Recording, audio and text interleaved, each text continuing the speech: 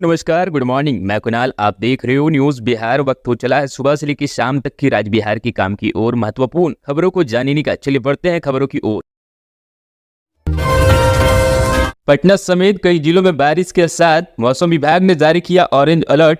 बिहार में एक बार फिर मौसम बिगड़ गया है। पटना समेत कई जिलों में तेज हवाओं के साथ बारिश शुरू हो गई है। मौसम विभाग ने तत्कालीन अलर्ट जारी कर कई जिलों में बूंदाबांदी और ठंडक की आशंका जताई है। बुधवार शाम को पटना, जहानाबाद, वैशाली जिले में ऑरेंज अलर्ट जारी किया गया है। इन जिलों में कुछ जगहों पर बारिश और वज्रपात के साथ ओले गिरने की भी आशंका जताई गई है। लोगों से खराब मौसम में सावधानी बरतने के लिए कहा गया है। राजधानी पटना में मंगलवार के शाम सुहाना हो गया, आसमान छाने लगे और दोपहर के बाद बूंदाबांदी शुरू हो गई। लोग छतरियां लेकर सड़कों पर निकलते हुए नजर आए। मौसम विभाग के मुताबिक राज्य के 21 मार्च तक मौसम बिगड़ा हुआ रहने की आशंका है। मंगलवार को पूरे बिहार में वज्रपात और मेघ गर्जन का येलो अलर्ट था। इस दौरान अधिकतर जगहों पर 30 से 40 किलोमीटर प्रति घंटे की रफ्तार से हवाएं चल रही थी। बुधवार को पटना, वैशाली, समस्तीपुर, नालंदा, शेखपुरा, नवादा, जमुई, लखीसराय और बेगूसराय में जिले में ओलावृष्टि चेतावनी जारी की गई है। किसानों को चिंता बढ़ गई है। 21 मार्च को भी पटना समेत बिहार के दक्षिण पूर्वी एवं उत्तर पूर्वी हिस्से में कुछ एक जगहों पर बूंदाबांदी के आसार जताए गए हैं। 22 मार्च से राज्य में मौसम सामान्य होने की संभावना है। इसके बाद तापमान में बढ़ोतरी होगी। होली से पहले और 21 तारीख के बाद जारी हो सकते हैं 12वीं के परिणाम। Bihar school examination board BSEB की ओर से आयोजित कक्षा 12वीं यानी इंटरमीडिएट की परीक्षा के परिणाम का इंतजार बेसब्री से किया जा रहा है। हालांकि अभी तक परिणाम जारी होने की तारीख की घोषणा नहीं की है। परिणाम घोषित होने के बाद छात्र बिहार 12वीं के नतीजे आधिकारिक वेबसाइट पर देख सकते हैं। रिजल्ट डाउनलोड करने के लिए रोल कोड और रोल नंबर का उपयोग करना होगा। एक सीनियर अधिकारी ने न्यूज बिहार के संवाददाता को बताया कि बिहार स्कूल एग्जामिनेशन बोर्ड यानी बीएसईबी संभवतः 21 मार्च के बाद और होली से पहले कक्षा 12वीं के परिणाम जारी करेगा। आपको बता दें, रंगों के खेलने वाली होली सोमवार 25 मार्च को है और होलिका दहन रविवार 24 मार्च को होगी। ऐसे में अगर परिणाम 21 तारीख के बाद जारी होता है तो रिजल्ट घोषित करने की तारीख 22, 23 और 24 मार्च हो सकती है। आपको बता दें, पिछले साल कक्षा 12वीं के परिणाम की घोषणा 21 मार्च को ही की गई थी, जिसमें 3 स्ट्रीम आर्ट्स, कॉमर्स और साइंस का पास प्रतिशत 83.70% था। खबरों में आगे बढ़ने से पहले आपसे छोटा सा रिक्वेस्ट है, चैनल को सब्सक्राइब नहीं किए हैं तो चैनल को सब्सक्राइब करके बेल आइकन प्रेस कर दीजिए ताकि खबरों का अपडेट आपको सही समय पर मिलता रहे। चलिए बढ़ते हैं हम अपनी खबरों की तरफ। बिहार में हर्निया का ऑपरेशन कराने गए मरीज का डॉक्टर ने कर दी नसबंदी। अस्पताल के कारनामे से हर कोई हैरान। बिहार के मुजफ्फरपुर में एक प्राइवेट अस्पताल के डॉक्टर के अजब कारनामे से हर कोई हैरान है। हर्निया का ऑपरेशन कराने गए मरीज के डॉक्टर ने नसबंदी कर दी। बुजुर्ग मरीज के 3 महीने पहले ऑपरेशन हुआ था। 3.5 माह के बाद मरीज को तकलीफ बढ़ने पर सरकारी अस्पताल में जांच कराई तो हकीकत सामने आई। सिविल सर्जन ने बताया और जांच का आदेश दिया। मामला औरई प्रखंड का है। मिली जानकारी के अनुसार डॉक्टर कारनामे से स्वास्थ्य महकमे में एक बार फिर से चर्चा में है। डॉक्टर ने अजब कारनामा कर दिया है। डॉक्टर की लापरवाही का शिकार मरीज का नाम पच्चू सहनी है। बताया जा रहा है कि सीतामढ़ी के मसीसोठा थाना क्षेत्र के बखौरा गांव निवासी पच्चू सहनी को पेशाब से संबंधित बीमारी थी, जिसको लेकर उन्होंने औरई स्थित एक निजी नर्सिंग होम में जांच कराई। जांच में पता चला कि हर्निया है। डॉक्टर ने ऑपरेशन करने की सलाह दी। नर्सिंग होम की सलाह पर उन्होंने फीस जमा करा दिया। डॉक्टरों ने ऑपरेशन कर दिया। ऑपरेशन करने के बाद जब उनकी समस्या कम होने के बजाय और बढ़ गई तो उन्होंने जांच कराई। जांच में पता चला कि बुजुर्ग मरीज का डॉक्टर ने हर्निया की ऑपरेशन के बदले दूसरी ट्यूब काटकर नसबंदी कर दिया है, जिसके बाद बुजुर्ग का पेशाब संबंधी दिक्कतों का सामना करना पड़ रहा है। जांच में बात सामने आने के बाद मरीज ने इसकी शिकायत पहले अस्पताल से की और उसके बाद सिविल सर्जन के सामने मामला पहुंचा। बिहार विधानसभा सचिवालय में ऑफिस अटेंडेंट के पदों पर आवेदन हुए शुरू। 2 अप्रैल तक कर सकते हैं आवेदन।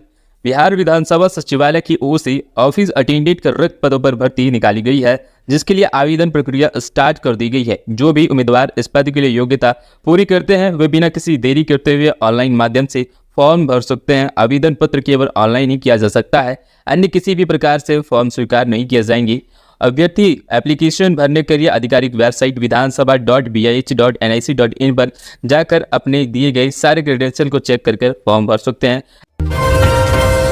मदरसों के शिक्षकों के लिए गुड न्यूज। बिहार सरकार ने वेतन भुगतान के लिए दिए 150 करोड़। राजकीय प्रस्वीकृत अनुदानित 1124 मदरसा तथा अन्य 1814 मदरसों के लिए विधिवत रूप से नियुक्त शिक्षकों को शिक्षकोत्तर कर्मियों के वेतनादि और पहले से बकाया भुगतान के लिए शिक्षा विभाग ने 150 अरब रुपए की स्वीकृति कर दी है। यह राशि वित्तीय वर्ष 2023-24 के लिए जारी किए गए हैं। मदरसों के वेतनाधि भुगतान के लिए कुल 500 करोड़ की राशि स्वीकृत की गई है। सरकार के अपर सचिव की तरफ से यह जानकारी साझा की गई है। इस मामले में स्पष्ट आदेश दिए गए हैं, इस राशि के लिए किसी दूसरे मद में खर्च नहीं किया जा सकेगा। दूसरी ओर बिहार राज्य मदरसा शिक्षा बोर्ड और बिहार राज्य संस्कृत शिक्षा बोर्ड का विघटन कर दिया गया है। शिक्षा विभाग ने इन दोनों बोर्डों को भंग होने की अधिसूचना जारी कर दी है। इन दोनों बोर्ड की विघटन के संदर्भ में संशोधन प्रस्ताव को हाल ही में विधानमंडल में पारित किया गया है। पत्र में स्पष्ट किया गया है 25 जुलाई 2023 से गठित आयोग ने 14 मार्च से भंग समझा जाए। विभाग ने कहा कि अगले 2 माह के भीतर अधिनियम धारा 3 के अंतर्गत आयोग के पुनर्गठन कर लिया जाएगा। भंग होने पर राज्य सरकार की ओर से मामलों में प्रबंधन के लिए प्रशासक की नियुक्ति करेगी, जो राज्य सरकार के सचिव स्तर पर पदाधिकारी होंगे। नीतीश कुमार को लगा बड़ा झटका, अशरफ अली फातिमी ने दिया पार्टी से इस्तीफा। बिहार के मुख्यमंत्री नीतीश कुमार को लोकसभा चुनाव से पहले बड़ा झटका लगा है। जेडीयू के राष्ट्रीय महासचिव मोहम्मद अली अशरफ फातिमी ने नीतीश कुमार के साथ छोड़ने की घोषणा कर दी है। उन्होंने मंगलवार 19 मार्च को पार्टी से इस्तीफा दे दिया है। जेडीयू के राष्ट्रीय महासचिव अशरफ अली फातिमी केंद्रीय मंत्री भी रह चुके हैं। उन्होंने पार्टी के सभी पदों से इस्तीफा दे दिया है। ऐसी खबर है कि अली अशरफ फातिमी कल 20 मार्च आरजेडी ज्वाइन कर सकते हैं। पहले भी आरजेडी से दरभंगा सीट से सांसद रहे हैं। माना यह जा रहा है मिथिलांचल के दरभंगा सीट या मधुबनी लोकसभा सीट चुनाव लड़ना चाह रहे थे। मोदी कैबिनेट से पारस का इस्तीफा, एनडीए छोड़ने पर साधी चुप्पी। बिहार में सीट बंटवारे को लेकर नाराज चल रही केंद्रीय मंत्री और राष्ट्रीय लोक जनशक्ति पार्टी आरोलजपा प्रमुख पशुपति पारस कल केंद्रीय मंत्री पद से इस्तीफा दे दिया है। हालांकि एनडीए छोड़ने पर उन्होंने कोई भी टिप्पणी नहीं की। पशुपति पारस दिल्ली में पत्रकारों से बात करते हुए कहा, मेरे और मेरी पार्टी के साथ नाइंसाफी हुई, मुझे एक भी सीट नहीं दी गई है। उन्होंने केंद्रीय मंत्रिपरिषद से इस्तीफा दे दिया है। पशुपति पारस मोदी सरकार में खाद्य और प्रसंस्करण मंत्री थे। इसके साथ ही शाम को 4 बजे पशुपति पारस दिल्ली से पटना के लिए रवाना होंगे। सूत्रों के मुताबिक जानकारी के अनुसार पशुपति पारस और उनकी पार्टी नेता राजद के संपर्क में है। हालांकि यहां भी बात उनकी बनने की संभावना बेहद कम है। इस्तीफे के बाद मीडिया से बातचीत के क्रम में पशुपति पारस ने कहा, सोमवार को एनडीए में सीटों का बंटवारा हो गया है। मैंने 5-6 दिन पहले कहा था कि मैं तब तक इंतजार करूंगा जब तक एनडीए की सीट की घोषणा आधिकारिक तौर पर न हो जाए। पशुपति पारस ने आगे कहा, उन्होंने ईमानदारी से एनडीए की सेवा की।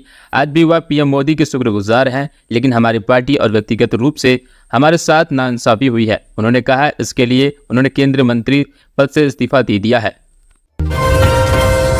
अयोध्या में राम मंदिर के बाद अब बिहार में बनेगा माता सीता का मंदिर। सरकार अधिग्रहण करेगी 50 एकड़ जमीन।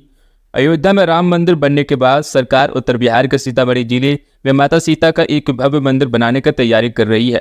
बिहार सरकार ने नया मंदिर बनाने के लिए सीतामढ़ी में मौजूदा मंदिर के आसपास 50 एकड़ जमीन का अधिग्रहण कराने का फैसला लिया है।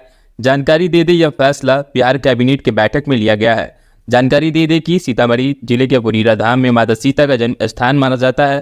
पूर्व एमएलसी व बीजेपी नेता कामेश्वर चौपाल ने कहा, सीता के लिए सीतामढ़ी वही है जो राम के लिए अयोध्या है। यह हिंदुओं के लिए पवित्र जगह है।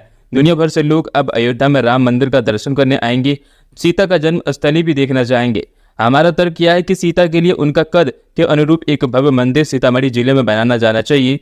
जानकारी दे दी कि कामेश्वर चौपाल वो शख्स है जो 1989 में अयोध्या में राम मंदिर के शिलान्यास के दौरान पहली ईंट रखी थी। इसके अलावा कामेश्वर चौपाल अयोध्या मंदिर के ट्रस्टी भी हैं। सीएए पर रोक लगाने से सुप्रीम कोर्ट का इनकार, सरकार से मांगा जवाब, 3 हफ्ते का दिया वक्त। देश की सर्वोच्च अदालत ने मंगलवार को नागरिकता संशोधन कानून यानी सीएए के क्रियान्वयन पर फिलहाल रोक लगाने से इनकार कर दिया है। अदालत ने सरकार से 3 हफ्ते में जवाब मांगा है। इस कानून को लेकर पिछले सप्ताह सरकार ने अधिसूचना जारी की थी। सुप्रीम कोर्ट में सीएए से जुड़ी करीब 237 याचिकाएं दाखिल की गई थी। इन याचिकाओं पर कल सुप्रीम कोर्ट में सुनवाई हुई है। अदालत ने फिलहाल इसके क्रियान्वयन पर रोक लगाने से इनकार करते हुए सरकार से जवाब तलब किया है। जवाब दाखिल करने के लिए सरकार को 3 हफ्ते यानी 8 अप्रैल तक का वक्त दिया गया है। इन मामले में अगली सुनवाई अब 9 अप्रैल को होगी। सुनवाई के दौरान केंद्र सरकार की ओर से केस सॉलिसिटर जनरल ने जवाब देने के लिए 4 हफ्ते का वक्त मांगा था, लेकिन शीर्ष अदालत ने उन्हें केवल 3 हफ्ते का वक्त दिया है। सॉलिसिटर जनरल तुषार मेहता ने पीठ से कहा कि यह सीए किसी भी व्यक्ति की नागरिकता तो नहीं छीनता। फर्जी डिग्री पर नियुक्त शिक्षकों के मामले पर सुनवाई पूरी। पटना हाईकोर्ट ने सुरक्षित रखा फैसला, नहीं मिले 72,000 फोल्डर। बिहार भर में बड़ी संख्या में फर्जी डिग्री के आधार पर नियुक्त शिक्षकों के खिलाफ दायर याचिका जनहित पर सुनवाई करते हुए हाईकोर्ट ने अपना फैसला सुरक्षित रख लिया है। इससे पहले कोर्ट ने राज्य निगरानी ब्यूरो को इस मामले में 2 सप्ताह के भीतर कार्रवाई रिपोर्ट पेश करने का निर्देश दिया था। मुख्य न्यायाधीश की विनोद की अध्यक्षता वाली खंडपीठ ने इस मामले को लेकर रंजित पंडित की ओर से जनहित याचिका पर सुनवाई करते हुए यह निर्देश दिया है। याचिकाकर्ता की ओर से वकील दीनू कुमार ने पटना हाईकोर्ट को बताया कि 72,000 शिक्षकों के फोल्डर वाले अब तक नहीं मिले हैं, जबकि यह मामला काफी दिनों से चला आ रहा है। इतना ही नहीं, निगरानी विभाग के द्वारा की जा रही जांच की गति काफी धीमी है। दीनू कुमार ने बताया कि राज्य में बड़ी संख्या में शिक्षक फर्जी डिग्री के आधार पर नौकरी कर रहे हैं और वेतन भी ले रहे हैं। वकील दीनू कुमार ने आगे कहा, इससे पहले कोर्ट ने 2014 के एक आदेश में कहा था कि ऐसे फर्जी डिग्रियों के आधार पर राज्य सरकार के अधीन कार्यरत सभी शिक्षक को एक अवसर दिया जाता है, जिसके तहत शिक्षक अगर स्वयं इस्तीफा देते हैं तो उनके खिलाफ कार्रवाई नहीं की जाएगी। उन्होंने कोर्ट को बताया कि कोर्ट के आदेश के बाद कुछ शिक्षकों को इस्तीफा दे दिया है, शिक्षकों पर कार्रवाई हो चुकी है। इस मामले में पटना हाईकोर्ट ने जल्द से जल्द फैसला सुना सकती है अपना। बिहार की अब गांव भी बनेंगे स्मार्ट, पंचायतों में जल्द शुरू होगा कचरा का उठाव। प्रखंड के 9 पंचायतों में स्वच्छता अभियान फेज 2 के तहत डोर टू डोर कचरा उठाव का शीघ्र ही आरंभ होगा। इसके लिए इन बाकी रह गई पंचायतों में स्वच्छता कर्मियों की प्रतिनियुक्ति भी कर दी गई है। इसके लिए डस्टबिन, हाथ गाड़ी और ई कचरा वाहन की खरीदारी भी शीघ्र होगी। प्रखंड के अन्य 9 पंचायतों में नगर के तर्ज पर यह कार्य पहले से शुरू है। शेष बचे पंचायतों के लोगों को इस योजना का इंतजार है। सूत्रों से पता चला है कि बाकी रह गई पंचायतों में यह भी अभियान शीघ्र शुरू होगा, जिस पर काम चल रहा है, जिसके बाद इन पंचायतों के गांव को स्वच्छ और सुंदर होंगे। बता दें कि लोहिया पंचायत के स्वच्छता अभियान में प्रथम चरण पर लोगों को व्यक्तिगत शौचालय बनाए गए थे, वही सामुदायिक शौचालय का भी निर्माण कराया जा रहा है, जिससे लोगों को खुले में शौच और कुप्रथा से मुक्ति मिलेगी।